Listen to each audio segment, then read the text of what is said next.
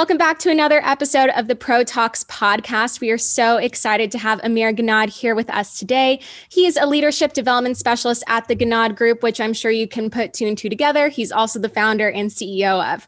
So Amir spent 31 years in the manufacturing and supply chain industry all over the world and spent the last 4 years of those at Campbell's, where he led the high performance organization effort as an internal consultant. So, Ghannad, I almost called you Ghannad. Amir, thank you so much for joining Roland and I. We like to start these interviews off and these episodes off with a light and Greenberg round before we get into the main topic of today, which you can guess from the title is, are you being a brilliant jerk? Which we're going to dive into right after this lightning round. So let's get to know Amir. Roland, want to start us off? Yeah, if you could eat one thing for the rest of your life, what would it be? Oh, absolutely. It would be durian. Durian. I don't know if you guys know about durian, but it's this fruit in Southeast Asia that you either love or you hate. And I absolutely love durian. So that would be the one thing. I'm going to have to go look that up. Yeah, look it up. Yeah, it's called like the stinky fruit. Like it's not allowed on trains, it's not allowed in hotels, but it's so tasty. I'm in the same boat. I also like jackfruit. Yeah. What is your ideal family vacation spot, your favorite family vacation spot? Absolutely a tropical place, and more specifically, Thailand, south of Thailand on one of those beaches. We always enjoyed them when we lived there and would like to go back someday. It's a good one. Nice, I like it. All right, if there's one activity you could do for the rest of your life, what would it be? I tell you what, this sounds really corny, but it is doing what I do for a living. It's like teaching, coaching, and supporting people and bringing out the best in them. I absolutely feel like a kid in a candy store when I'm doing that. And so it might sound boring, but that's what I would do. I feel like a lot of our guests have that same answer, but that's because we try to have guests on who actually do really love what they do. Because if you love what you do, you're not really working. Isn't that how it goes? Yeah, absolutely. And, you know, I work with my family. So a lot of our business meetings turn into like, hey, let's talk about what's going on with everybody and all that. So it's kind of a family fun activity. And we got a lot of great things going on and we enjoy it. So I love it. Okay. What is one thing that most people don't know about you? You know, most people don't know that I once sang a Thai love song live in front of 1,000 people. Wow. And this is when I had an assignment there and my operation wasn't doing very well. And I gave people an incentive. I said, in the upcoming party, Christmas party, what I'm going to do is if you guys hit this particular target for the next 3 months, I will sing this Thai love song. And so they did it. First month, second month, I started practicing. And there you go. I'm up there with a live band. And I'm singing this Thai song, and you would have thought Elvis had come alive because people were going nuts. So that's the one thing. That's a fun story. I hope it's recorded somewhere. So later down the line, can be either used as blackmail or something to reminisce. It is. I have a VHS tape. Some of our listeners may not even know what that is. All right. Last question here. What's your proudest accomplishment in your life so far? I tell you what, my proudest accomplishment is that both my kids, who are 31 and 32 now, are my greatest coaches, and they have been my greatest coaches since they were in their mid-teens. And the fact that they have chosen to actually spend time with us and work with us full time. And even when we're not working, they like hanging out with us. So that I couldn't be more proud and exhilarated about that fact. So that's it. That's a good sign. That's a great sign. So Amir, let's dive on in. Obviously, you are an expert on a lot of topics under the leadership umbrella, but one that really stuck out to Roland and I was this concept of the brilliant jerk that came up when we were first talking. So can you talk to us about this concept of the brilliant jerk and how can our pros identify that they're being this type of boss? Absolutely. And, brilliant jerks don't have to be the boss. They could be anybody in the organization. But when a boss is a brilliant jerk, then it's even worse. The impact is even worse. And I want to be clear, I didn't really coin this phrase, but it's one that I've used often. because we've all worked with people, let's face it, who have tremendous amount of skills. They know a lot of things and they can do a lot of things. But when they walk into the room, they suck the oxygen out. Nobody wants to be around them. I had this one guy who worked in my organization, and he was an absolute crackerjack. He was really great at just about everything, mechanical, electrical, everything in this, manufacturing plant. And I used to tell him all the time, I said, listen, you bring 70% to work every day. And that used to just get under his skin. What do you mean? I bring 120. I say, yeah, you bring 120, but then you take 50% away from every person you come in contact with. And so brilliant jerks are people who have tremendous skills, but the way they interact with people takes something away from them as opposed to add something. And how can we tell? Look, we all have our radars. You know when somebody's being a brilliant jerk toward you. What's really tricky is, are you being one? Because I'm sure as I preach about this stuff, I'm sure I've acted like one from time to time. So how can you tell? Look, you've got to make sure that you leave the door open, not just saying I have an open door policy, but truly develop some relationships in your organization where you get some honest feedback. People who come to you and let you know, look, the way you sort of handled yourself in this meeting, man, you left some dead bodies around. We all need people who are honest with us. So obviously, as a leader, you need to create the environment and the culture that allows people that are subordinate or your employees, et cetera, to you to be able to give you that honest feedback without the fear of repercussion, without the fear of being placed in a box or an island somewhere else because of that. So how do you go about coaching upper management, leaders, et cetera, or owners to create this culture so that people feel free to give this open and honest feedback? Look, it all comes down to trust. So for me, if I don't trust somebody, I don't care what they say to me. Oh, I've got an open door policy. Come to me if you got a problem. You got to establish at the base of building trust. And how do you build trust? Look, what I used to say to people, I took over this manufacturing plant that was the worst in the company, and we turned it around within a year and a half. We became the best. But one of the ways that we did that was we started by building trust, which really then fostered this environment of open communication. What I used to tell people was not, you can trust me and all of this. Everybody says that. You know what I used to tell them? I used to say, look, I'm not asking you to trust me. The only thing I'm asking you to do is come to me with some problems, bring me some issues and see how I deal with it. And let me actually either earn your trust or prove to you that I'm not trustworthy. So start small. If you're asking people to take big risks and throw themselves in front of a freight train, especially if they have had bad bosses in the past and they've gotten burned. They're like, oh, no, I hear what you're saying, but not me. But start small. Put a lot of deposits in that emotional bank account, if you will, and be patient with it. Don't expect people to trust you just because you ask them. Prove to them. Yeah, and I feel like sometimes the easiest way to start in that is show your own vulnerabilities. So that, if anything goes down, you've exposed part of yourself. And that makes them feel, well, if Roland's willing to share that with me, I'll share this with them, Absolutely key, Roland. This is a perfect point. I think it's a great place to start because we can all do that. We can all sort of confess our own sins a little bit and be a little be more honest about, hey, look, you know what, I messed up over here and all this. And when people see that, when they see that you are willing to admit that you're not perfect, then they are more willing to come to you because you're willing to listen to it, as opposed to you're pretending like you're perfect and somebody's like, oh, I don't want to kind of break that illusion in this guy's mind. Mm-hmm. So this emotional bank account that you're talking about is super important for employee development and also for that transparency and that trust factor. For a pro who may not be naturally inclined to pick out those situations and do those deposits, where would you suggest starting in a situation with an employee that you're trying to build that foundation of trust with? Yeah, so basically, I think, there are two qualities that I believe are really, really important in leaders. One is self-awareness, and the other one is empathy. Right. So understanding your own emotions and what's going on with you and being able to get into other people's world. And so if you're communicating like a TV set, like you don't care who's watching. That doesn't work. The first step is get to know people. Get to know what's important to them. Get to know their pain points. Get to know their issues. Go out of your way to seek to understand.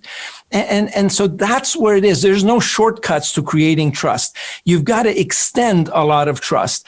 The other thing is, look, extend trust in a way that is meaningful, not just with little things. When I was in this plant, I wanted to put in a dish network thing up, and we were going to have like 500 channels in the cafeteria. And everybody told me, they said, look, you just fall off a turnip truck or something? Do you know what happens on third shift in plants? I'm like, look, I've been around like 30 some years, right? So we did it because what I told them was, I said, look, if I extend trust, then people know that I'm viewing them as trustworthy, and they will at some point reciprocate. And you know what? We had like 1 or 2 incidents of issues with that TV situation in like 5 years that I was there. So get to know people, understand their pain points, address their pain points, extend trust. Those are all steps that really, really help.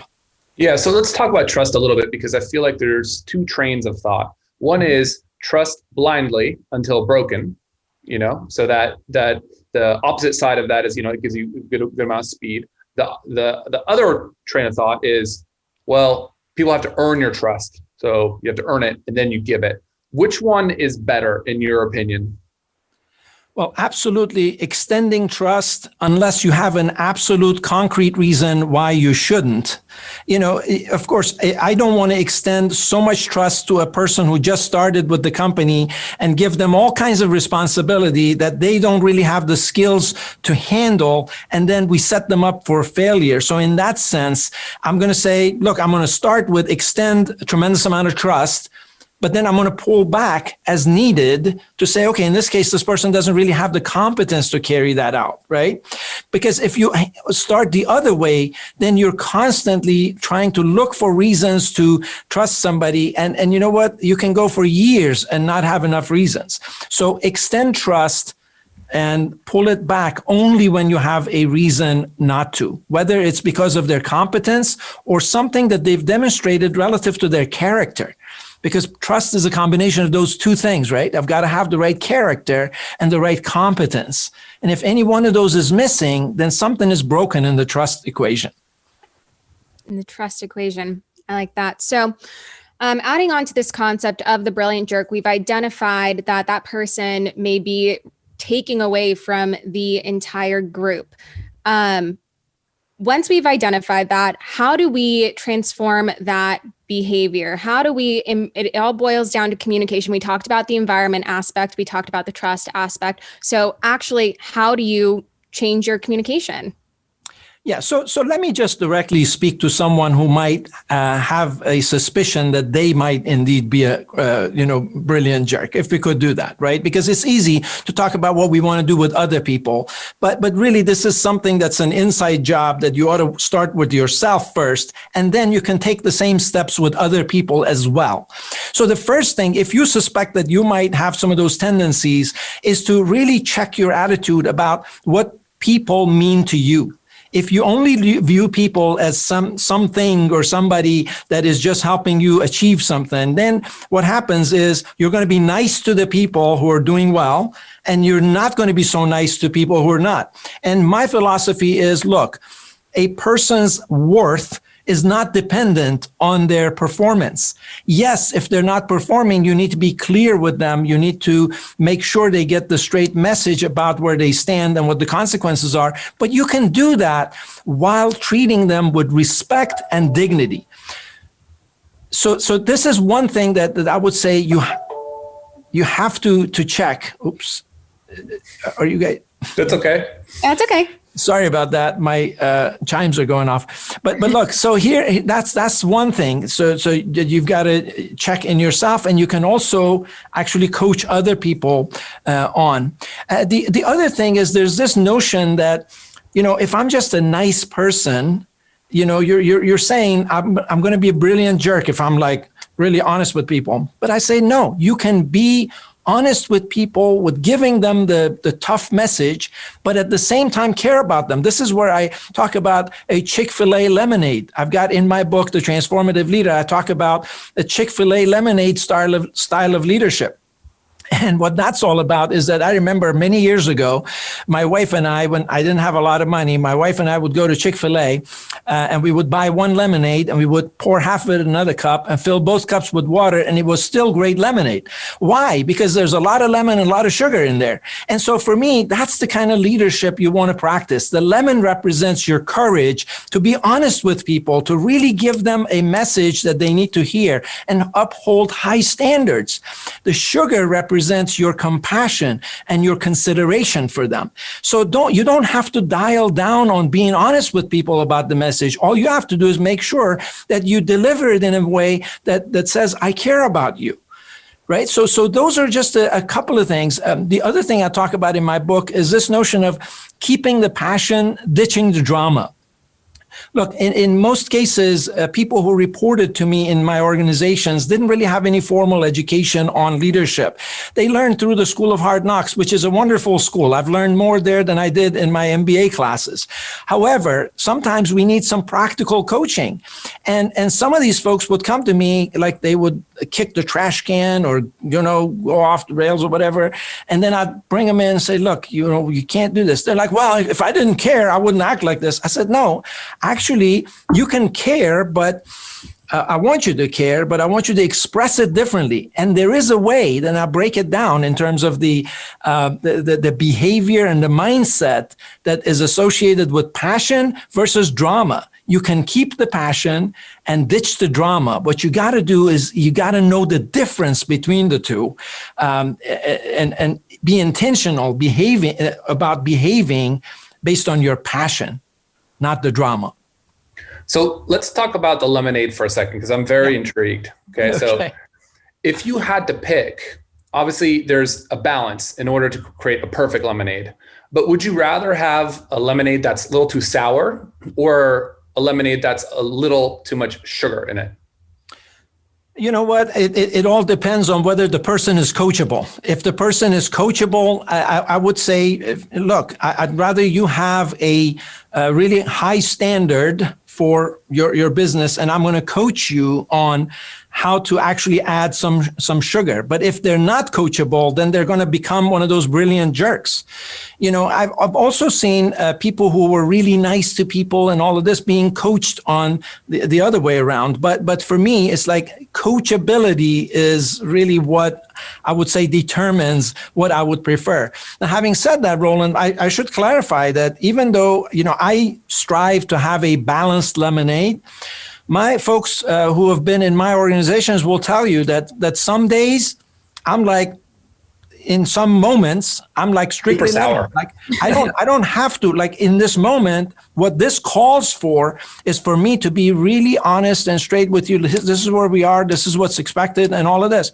But you know what? I'm not going to go 6 months every day with my lemon, because that's not balance. They know.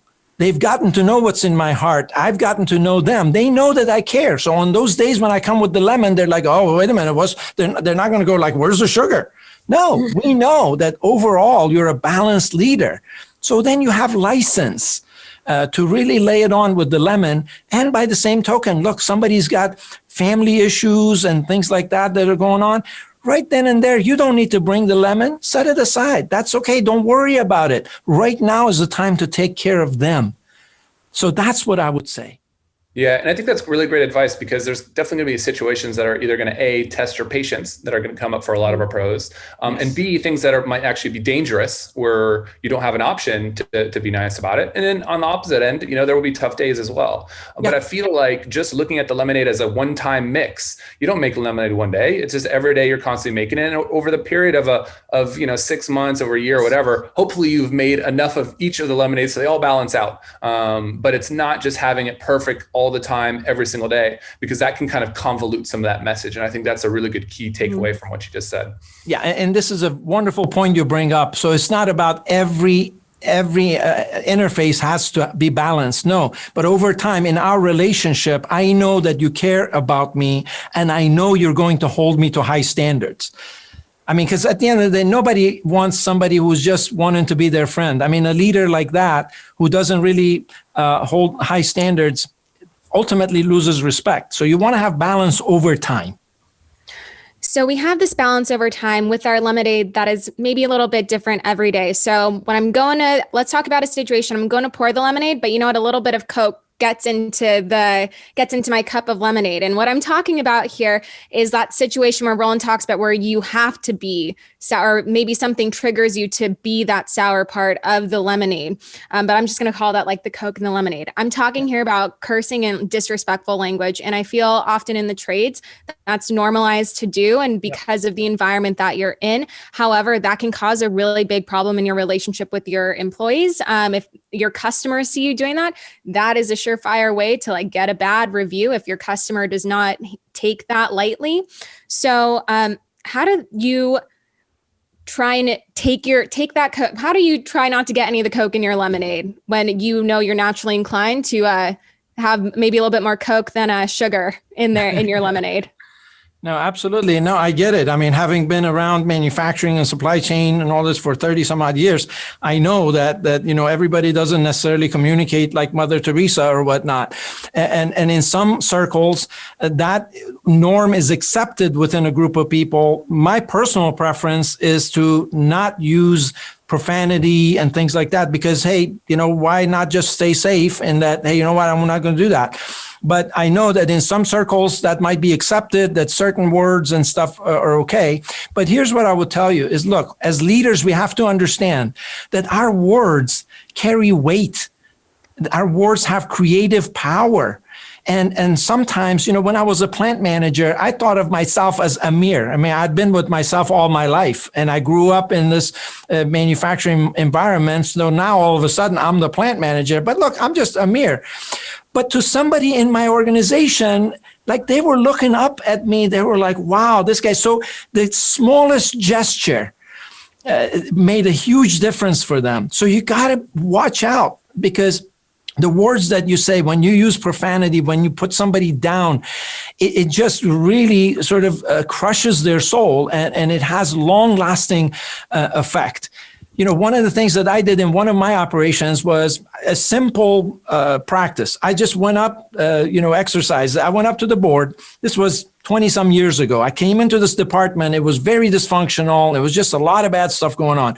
I got up on the board and I drew a box. And I said, listen, guys, I want us to talk about what kind of behavior puts you on the playing field and what kind of behavior puts you outside of the playing field. So as a team, we made a list of all the things that we had that said, okay, this puts you on the playing field. And by the way, when you're on the playing field, you're part of the team. You may have a bad day. We got your back. You may make a mistake. That's okay.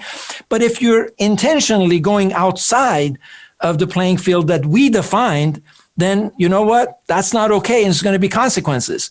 So incidentally, one of the things that was outside was profanity. One of our guys said, look, you guys, especially you, the three of you, are always using these bad words. And I just don't want to hear that. So we put that down, right?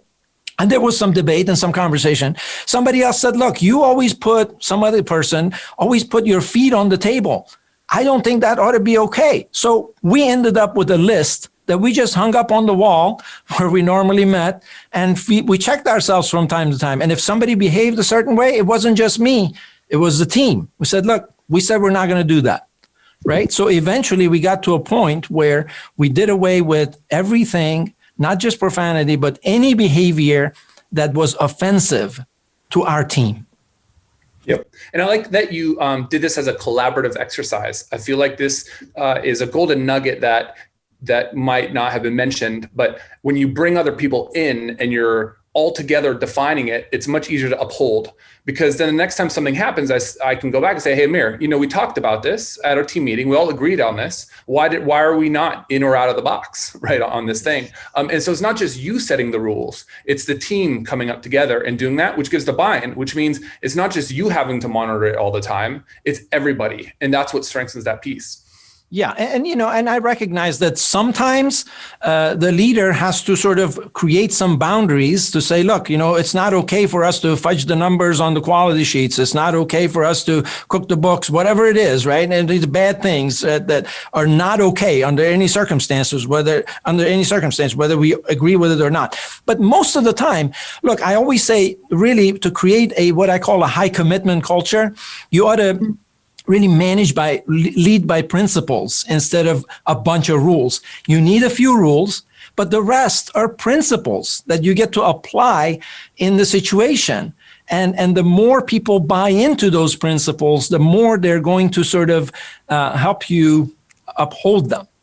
Yeah. And the little nugget there that people should extract from it is people like frameworks for how to decide on how to act when something new comes up. So it's impossible to have a rule for every little thing that will ever potentially happen, because there's probably millions of rules you would have to make. But instead of having to think about the millions of rules, which no one's going to remember anyways, think about the framework so that as something new pops up, they can just apply the framework. You call it principles. So that way they can come to the right decision most of the time. But that's a much easier way to do that. And as a team, if you come up with those principles, you're all going to be making more right decisions than wrong over the long haul, because you're not thinking about a million rules, and no one likes to remember those, nor will they. So I think that's a really good thing, just to make sure as an individual, as a company owner, as a leader, that you're putting into place for your team.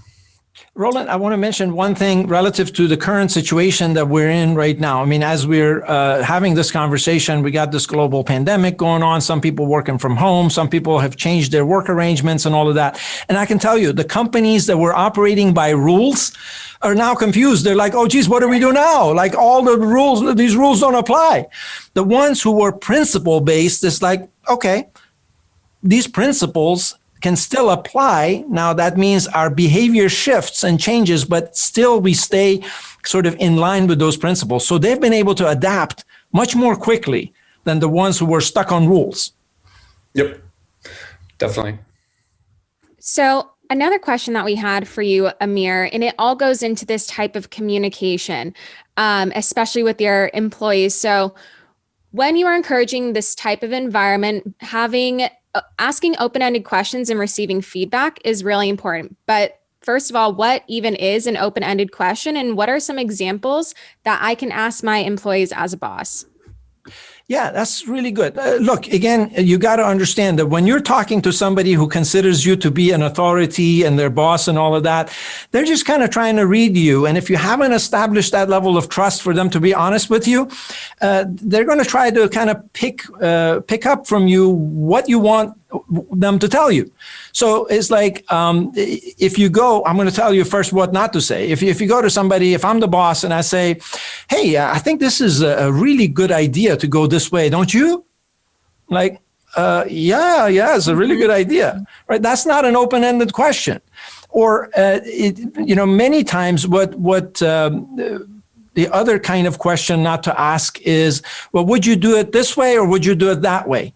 And that sounds like an open-ended question, but you're giving them a choice. But open-ended question is something like, tell me more. Like, in case of an idea that you're soliciting, say, look, we have this problem that we're dealing with. One way to ask the open-ended question is, if you had a magic wand, what would you do? Mm-hmm. Right? What would you do? And then when they start talking to you, don't lead them a certain direction, but, oh yeah, I hear you, but don't you think we ought to do it this way? No, don't do that. Just ask, tell me more. And how would you do that? And if you have some concerns, I'm not suggesting that you hold back, because this is a two-way conversation and the leader ought to bring something into it as well. So let's just say you just gave me an idea and I say, tell me more. And now I'm beginning to get concerned. If we go that way, then there's going to be an issue. Then I could say, well, you know what? I really like that, but I can think of a potential issue that's going to cause for us. If we go this way and do this, then this other problem is going to show up. What are your ideas about making sure that we mitigate the risk there? So you're constantly asking for ideas and tell me more. And that way, I think you get much better responses. Look, people have ideas. It's just that they're not sharing them with us. Andy Stanley, who is known as a pastor, but he's also a great leadership expert, says that leaders who don't listen eventually find themselves surrounded by people who have nothing to say. So you got to ask the questions, and you got to listen, and you got to act on it, and you got to follow through. When you're asking when you're asking those types of questions, the first examples that you were sharing, it was almost very like you're getting validation for your ideas already, and it really pressures that person into agreeing with you because they're thinking, okay, well, I'm not even really being given a say here. They're probably just asking me to ask. But what I picked up from the proper way to ask an open-ended question, there's a lot of there's what do you think? What are your ideas? Even just what's your ideas on this? I think my follow-up question to that would be when someone shares an idea with you, and even when you do kind of poke the nice holes in it and try to get them to think about it in a right way because you're coaching them on problem solving, how do you handle a situation where you don't want to use their solution that they're really proud of presenting to you, that they finally mustered up the courage to ask you? Be honest. I mean, for me, again, hopefully you've already built some amount of, trust with that person. But this is why trust is so important. If there's no trust and you disagree with somebody, they may take it a lot of different ways.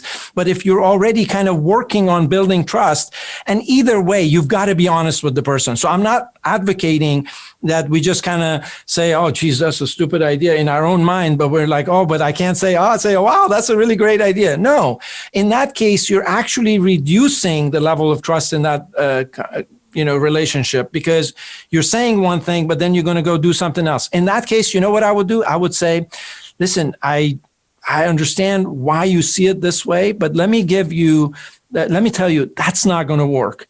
And here's why. Then I would share some information around why that's not going to work. And certainly the other extreme is, oh, that's a stupid idea, right? We don't want to do that, certainly, but we also don't want to just turn something down, and we don't want to appease somebody and try to patronize them. We also don't want to just say no with no reasons. The ideal situation is be honest. We're not going to be able to do that. And then offer some perspective so that person walks away from the conversation, a little bit more educated on what you know that they don't know. Yep.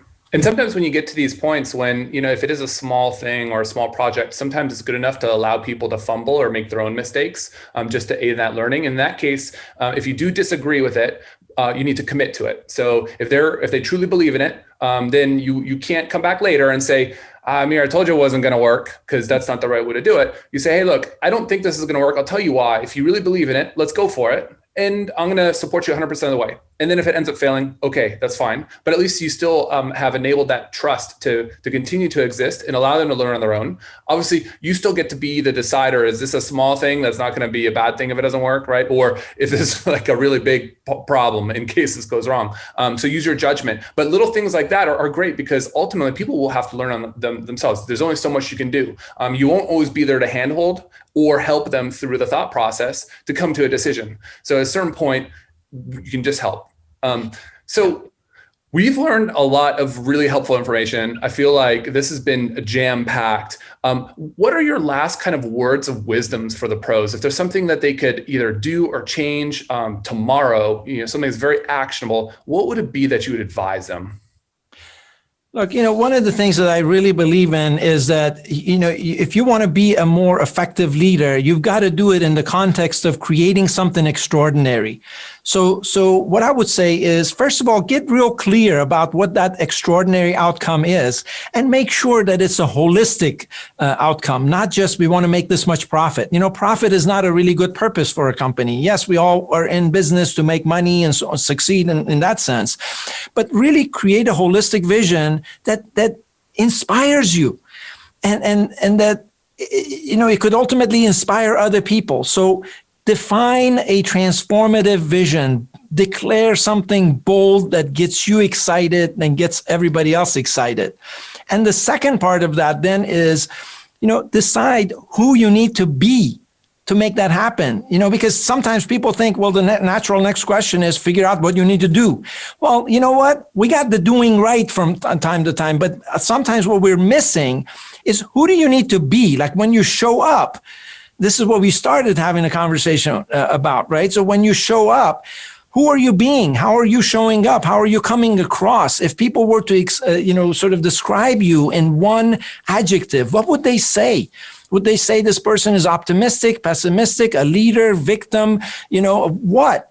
And then intentionally generate yourself according to that commitment that you have to be that way. And when you find yourself down and out and whatever, do whatever you got to do, vent with somebody, whatever you got to do to be able to generate yourself once again to show up as the kind of leader that you would want to have.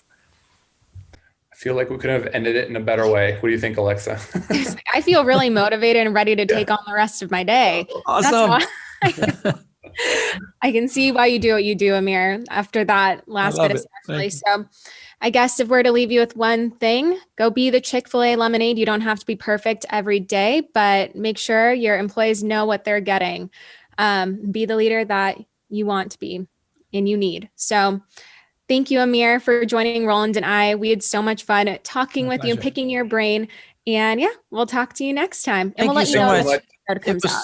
It was so much fun. Really appreciate it. And awesome. And if pros want to hear or see a little bit more about you, where would they find you?